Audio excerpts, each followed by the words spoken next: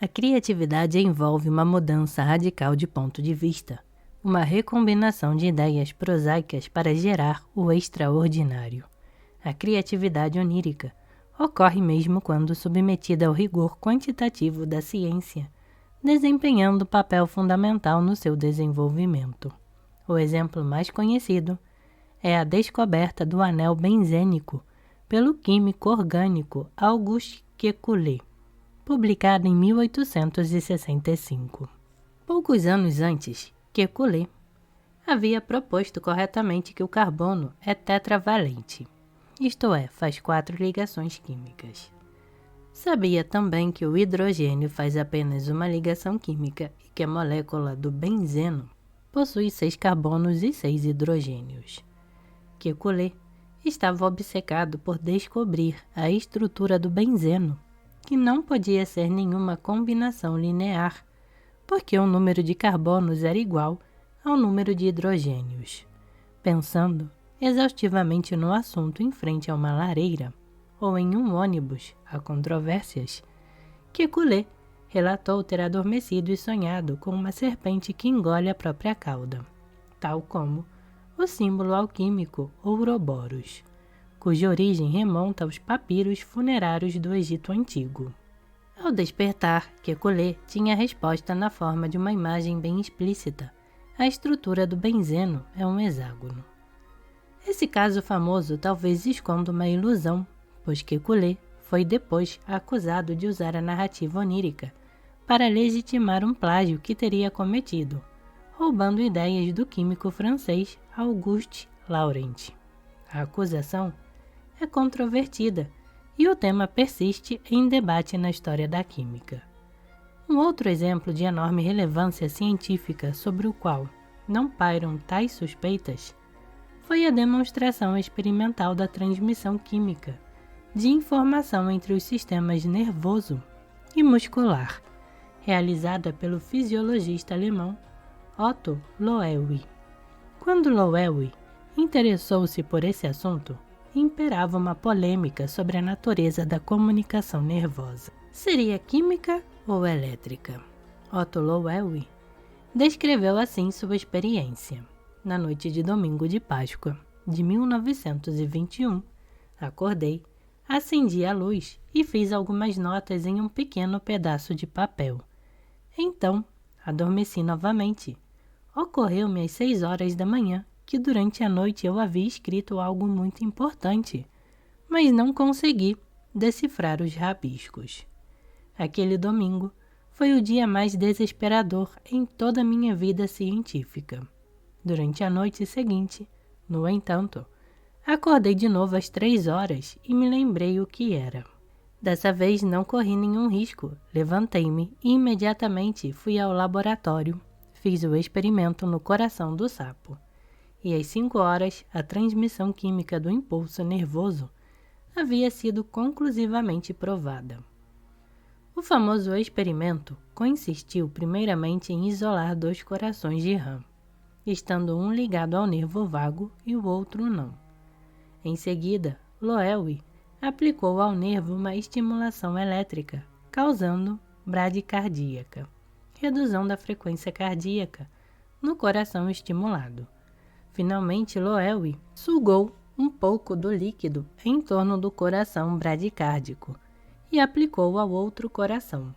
Para sua alegria, o segundo coração também desacelerou o batimento e, portanto, a transmissão era química. Loewi chamou o fator responsável de Vagusstoff, a substância do vago, que hoje conhecemos como acetilcolina. A descoberta lhe valeu o Prêmio Nobel de Medicina e Fisiologia em 1936. Forte concorrente na lista das ideias mais transformadoras de todos os tempos, a organização atômica dos elementos expressa na tabela periódica também foi fruto de um sonho. Em 1869, o físico-químico russo Dmitri Mendeleev estava há meses obcecado pela busca de uma qualificação natural dos elementos químicos, uma ordem definida intrinsecamente por seus próprios atributos. resolveu escrever em cartões os nomes e as propriedades dos elementos e pôs-se a experimentar diferentes maneiras de arranjá-los. Mendeleev sentia que os números atômicos eram relevantes, mas depois de várias horas adormeceu sobre as cartas sem compreender seu padrão.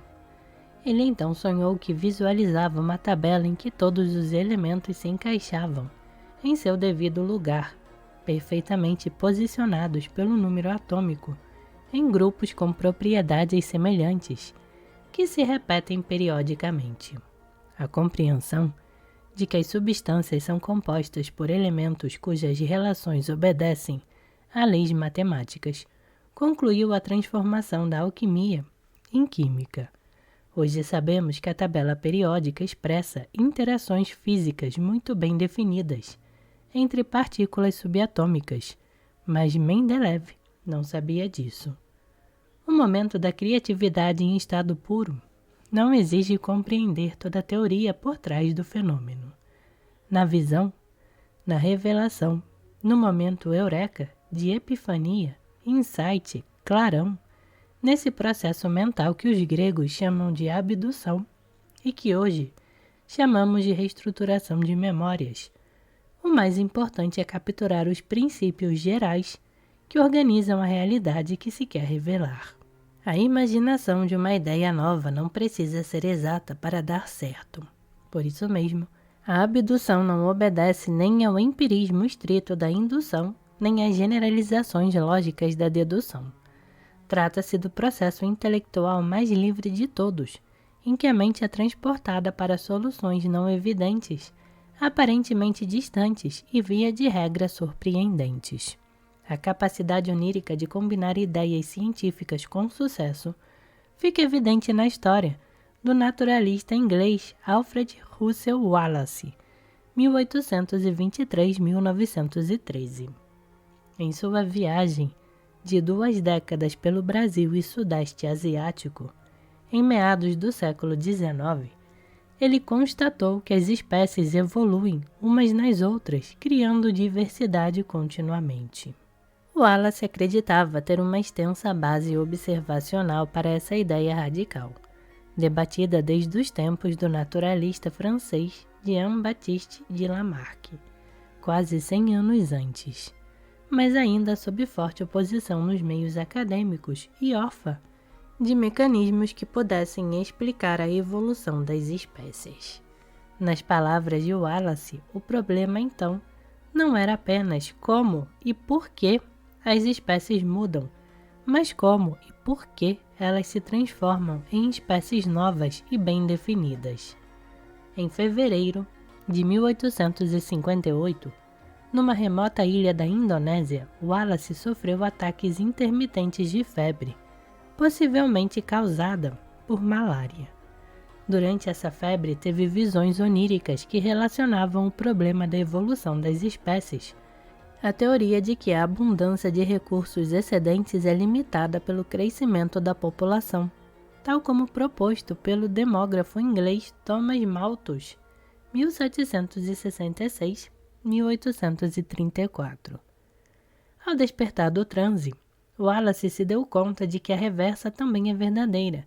Se os recursos são limitados, as espécies evoluem sob forte competição, que tende a selecionar os indivíduos mais aptos a cada geração. Tudo ficou claro de repente. O que causa a evolução das espécies é a seleção natural. Logo que se recuperou, Wallace comunicou a descoberta em detalhes a outro naturalista inglês, com quem passou a se corresponder colaborativamente. Tratava-se de Charles Darwin, 1809 a 82, que havia chegado a conclusões semelhantes de forma independente. Se os sonhos revolucionaram a química e a biologia, também foram cruciais no trabalho muito mais abstrato dos matemáticos, mas não necessariamente para fazer cálculos. Aos 23 anos, o inquieto René Descartes já havia estudado no colégio jesuíta, concluído o curso de Direito, se alistado no exército holandês, escrito um compêndio de música e viajado à larga pela Europa. fugindo de uma tempestade às margens do rio Danúbio, encostado num fogão a lenha em busca de calor, o polímata viajante teve 3 sonhos, que revolucionaram o modo como entendemos o mundo. No primeiro sonho, um pesadelo. Descartes era acosado por fantasmas e carregado por um redemoinho. Tentava retornar para a escola, mas era incapaz de sustentar o próprio corpo e caminhava tropeçando. Apareceu então uma pessoa que lhe informou respeitosamente que um ser N tinha um presente para lhe oferecer. Descartes pensou que deveria ser uma fruta de terras distantes e então notou que as pessoas que se juntavam em volta estavam todas eretas, enquanto ele mal podia se manter de pé. Despertou assustado e rezou a Deus para afastar quaisquer malefícios oriundos do pesadelo. Pouco depois adormeceu. Sonhou com trovões e despertou assustado, mas dessa vez recorreu à razão para se certificar de que estava de fato desperto, abrindo e fechando os olhos repetidamente até se tranquilizar. Mais uma vez adormeceu e teve então um sonho transformador, completamente diferente dos anteriores. Num ambiente quieto e contemplativo, Descartes encontrou sobre uma mesa um livro chamado Dicionário, e por trás dele, uma coletânea de poemas. Abriu uma página ao acaso e encontrou um verso em latim do poeta Ausônio. Que caminho devo seguir na vida? Um desconhecido surgiu de repente e mostrou um fragmento de verso sim e não. Descartes tentou indicar em que parte do livro o poema poderia ser encontrado, mas o volume desapareceu e depois reapareceu misteriosamente. Teve a sensação de que algum conhecido havia se perdido, até que disse ao homem que lhe mostraria um poema melhor, principiando com o mesmo verso. Nesse ponto, o homem, o livro e em seguida todo o sonho desapareceram. Descartes ficou profundamente impressionado. Orou e pediu a proteção à Virgem Maria para peregrinar a pé da Itália à França. Interpretou que os livros sonhados apontavam para uma unificação de toda a ciência através de uma mesma linguagem, de um mesmo método. A partir desses sonhos, Descartes descobriu qual caminho seguir na vida. Quando publicou o discurso sobre o método para bem conduzir a razão na busca da verdade nas ciências, 18 anos depois, preconizou aceitar somente o que é evidente a ponto de não deixar dúvidas, dividir cada pergunta em perguntas menores, construir o pensamento do simples para o complexo e verificar conclusões à luz do mais amplo conhecimento possível. Na mesma publicação, foram editados tratados originais sobre ótica, meteorologia e geometria, demonstrando a potência do método cartesiano em imaginar o mundo racional descrito pela matemática. Descartes criou a geometria analítica e se tornou um dos mais importantes formuladores da álgebra. Estranhamente, apesar da elucidação onírica de sua importante missão intelectual, expressou tardiamente uma grande desconfiança quanto à utilidade das alucinações oníricas. O mesmo não sucedeu com o matemático alemão Gottfried Leibniz, 1646-1716, co-inventor do cálculo integral e diferencial, que considerava a visão onírica mais elegante do que qualquer outra coisa que podemos alcançar com muito pensamento, enquanto estamos acordados.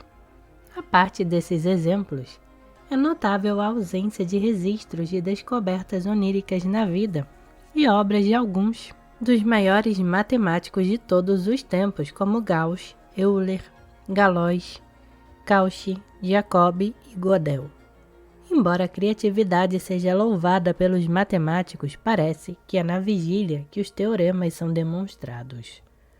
O matemático francês Henri Poincaré, 1854-1912, deu testemunho bastante explícito da importância do relaxamento e da abdução para seu trabalho. O mais impressionante a princípio é essa aparência de iluminação súbita, um sinal manifesto de um trabalho anterior longo e inconsciente. O papel desse trabalho inconsciente na invenção matemática me parece incontestável.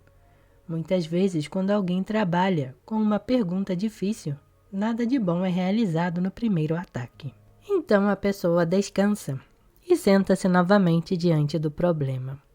Durante a primeira meia hora, como antes, nada é encontrado, e então, de repente, a ideia decisiva se apresenta à mente. Pode-se dizer que o trabalho consciente foi mais proveitoso porque foi interrompido, e o descanso devolveu à mente sua força e frescor. Mas Poincaré não reportou teoremas derivados de sonhos. O relaxamento abdutivo que utilizou em sua obra era um fenômeno da vigília. Uma noite, ao contrário do meu costume, tomei café preto e não consegui dormir. Ideias surgiram em multidões, eu as senti colidir, até que formassem pares interligados, por assim dizer, criando uma combinação estável. Essa descrição, escrita quase 100 anos antes do estudo da reverberação onírica do jogo Tetris, enfatiza a grande capacidade de recombinação e articulação espacial entre representações no espaço onírico. As conclusões não poderiam ser mais caras a Freud e Jung. O eu subliminar não é de modo algum inferior ao eu consciente. Não é puramente automático. É capaz de discernimento, tem tato, delicadeza, sabe escolher, adivinhar. Sabe adivinhar melhor do que o eu consciente, já que obtém sucesso onde este falhou. Em 1945, o matemático francês Jacques Hadamard publicou um livro seminal sobre a criatividade matemática, baseado em perguntas feitas a diversos sábios de renome, entre os quais o físico alemão Albert Einstein, Prêmio Nobel de Física em 1921, e o matemático norte-americano Norbert Wiener, criador da cibernética. Hadamard concluiu que a criação matemática possui 4 fases distintas: preparação, incubação, iluminação e verificação. Essa sequência bem determinada de fases criativas ecoa múltiplas tradições oníricas da antiguidade que prescreviam a solicitação e a obtenção de revelações oníricas para resolver problemas específicos. Entretanto, ainda que admitindo a existência de sonhos capazes de oferecer soluções matemáticas novas, Hadamard assinalou a sua raridade entre os profissionais do ramo. É possível que essa escassez se deva ao uso da notação matemática, pois durante os sonhos, muito raramente conseguimos ler e escrever qualquer coisa de modo fidedigno. Tal dificuldade provavelmente reflete o surgimento recente da leitura em nossa espécie, uma sofisticada capacidade comportamental que precisou sequestrar áreas corticais evoluídas por causa de outras aptidões bem mais antigas, como o reconhecimento facial. Estudos sobre a capacidade de fazer cálculos matemáticos durante o sonho indicam dificuldades bem maiores do que na vigília, possivelmente pela redução da memória de curto prazo. Um indício de que a notação matemática talvez seja um impedimento à criatividade onírica é a fascinante história de Srinivasa Ramanujan, 1887-1920. O matemático hindu, sem educação formal, cujas descobertas fundamentais em teoria dos números e séries infinitas só foram compreendidas muitas décadas depois. Hoje, físicos e matemáticos interessados em buracos negros, gravitação quântica e supercordas se debruçam sobre os teoremas geniais do autodidata nascido na zona rural. Aos 25 anos, trabalhando como contador na cidade de Chennai, Ramanujan remeteu dezenas de teoremas sem demonstração para Godfrey Hardy, 1877-1947, da Universidade de Cambridge. Vários eminentes colegas de Hardy haviam ignorado mensagens semelhantes, mas, após o ceticismo inicial, a reação do renomado matemático inglês foi de atônita admiração pelo talento em estado bruto do jovem missivista.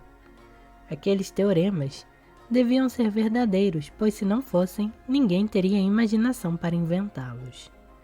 Após intensa troca de correspondência, Hardy convidou Ramanujan à Inglaterra para trabalharem juntos, mas a viagem internacional ofendia a sagrada pureza de castas. A família do hindu, devota da deusa Lakshmi, Namagiri, uma versão local da esposa de Vishnu, posicionou-se contra a viagem. Ramanujan recusou a oferta, mas após muita insistência de Hardy, e depois de um sonho que sua mãe teria tido com uma deusa, ordenando o fim da oposição à jornada, Ramanujan embarcou no navio rumo à fria Inglaterra, deixando para trás esposa, família e cultura. O trabalho com o mentor Hardy foi intenso e extremamente prolífico, levando à publicação de 21 artigos originais. Mesmo desprovido de diploma universitário, Ramanujan tornou-se professor em Cambridge e foi eleito membro da prestigiosa Royal Society of London. Apesar das honrarias, ele nunca chegou a se integrar verdadeiramente. Longe de casa e de sua deusa, exposto à discriminação racial numa sociedade que via seus hábitos como selvagens, Ramanujan deprimiu-se e passou a exibir sintomas de tuberculose. Regressou à Índia em 1919 e faleceu pouco depois, aos 32 anos, no auge de sua criatividade matemática. No leito de morte, registrou numa carta para Hardy algumas funções misteriosas visualizadas em sonhos, enigmas que apenas no início do século XXI, quase um século depois, começaram a fazer sentido. Teorias formuladas por vários matemáticos nascidos depois da morte de Ramanujan efetivamente necessitam dessas funções. De onde vieram? Por intermédio da deusa Lakshmi, Ramanujan relatou receber em sonhos suas complexas visões matemáticas. Enquanto dormia, tive uma experiência em comum. Havia uma tela vermelha formada por sangue fluindo, por assim dizer. Eu estava observando isso. De repente, uma mão começou a escrever na tela. Prestei toda atenção. A mão escreveu várias integrais elípticas. Elas ficaram na minha mente. Assim que acordei, as registrei por escrito. Como fervoroso seguidor do hinduísmo, Ramanujan era um adepto entusiasmado da interpretação dos sonhos. Ele simplesmente não via separação entre matemática e espiritualidade, pois seu contato com a descoberta não passava pela razão, e sim pela revelação, não pela demonstração lógica dos símbolos, mas por sua beleza. É provável que a fértil relação de Ramanujan com a criação onírica, tão rara em matemáticos ocidentais, reflita aspectos particulares da matemática indiana, marcada por forte tradição oral, menor restrição simbólica para a formulação de conceitos e uma devotada relação com os deuses. Embora os exemplos acima e muitos outros apontem para o papel importante do sono e dos sonhos na criatividade humana, desvendar cientificamente esse papel não é nada fácil. Do sonho pode-se esperar tudo, ou quase tudo. Se letras, números e livros são raros, tampouco pode-se dizer que não apareçam em sonhos. O matemático e filósofo britânico Bertrand Russell, 1872-1970, Prêmio Nobel de Literatura em 1950, expressou essa verdade com simplicidade. Não acredito que esteja sonhando agora, mas não posso provar que não estou. Quando alguém atribui uma descoberta a um sonho, nos deparamos com uma dupla camada de incerteza. O que será que o sonho quer dizer? Exige perguntar também: será que o sonhador realmente teve esse sonho? O que foi que se perdeu? O que foi que se agregou? Qual a diferença entre experiência em primeira pessoa e relato para terceiros? Isso é relevante porque o relato de alguma coisa descoberta surgiu em um sonho, a naturaliza, justifica e, sobretudo, legitima, encobrindo outros processos criativos e também possivelmente um plágio ou conflito de interesses. Por essa razão, todo rico anedotário sobre sonhos e criatividade persistiu uma mera conjectura, até que cientistas conseguiram abordar a questão empiricamente.